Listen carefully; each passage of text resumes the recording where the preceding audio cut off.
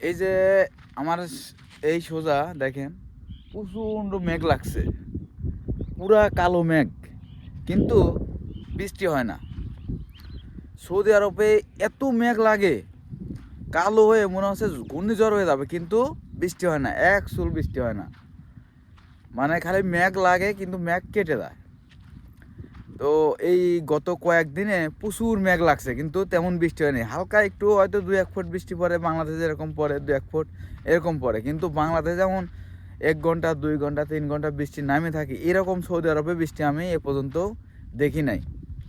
আমি 2 বছর হয়ে গেল, আমি এরকম বৃষ্টি এ পর্যন্তও দেখি নাই। কিন্তু এখানে কিন্তু বাংলাদেশের মতোই প্রচুর মেঘ লাগে, আবার বাংলাদেশের মতো মেঘ প্রচুর ডাক ছাড়ে, কিন্তু বৃষ্টি হয় না। আর আমার এই যে এই সাইডেও প্রচুর মেঘ লাগছিল সকালবেলা, কিন্তু বৃষ্টি হয় নাই।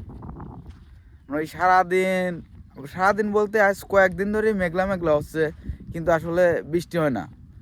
মানে তাকাইলে মনে হয় কি যে ঘূর্ণিঝড় হয়ে যাবে, যেরকম মেঘের যে একটা ভাব, মনে হয় কি ঘূর্ণিঝড় হয়ে যাবে, কিন্তু বৃষ্টি হয় না। আর এই সৌদি আরবে যদি বাংলাদেশের মতো 4 ভাগে যদি 1 ভাগও বৃষ্টি হইতো, দেখতেন যে এই সৌদি আরবে যে মরুভূমিটা আসলে থাকতো না, পুরাটা মনে করেন যে ঢেকে যাইতো, ঘাসে পুরা ঢেকে যাইতো। এত পরিমাণ যদি বৃষ্টি হইতো, এত পরিমাণ ঘাস হইতো বলার বাইরে।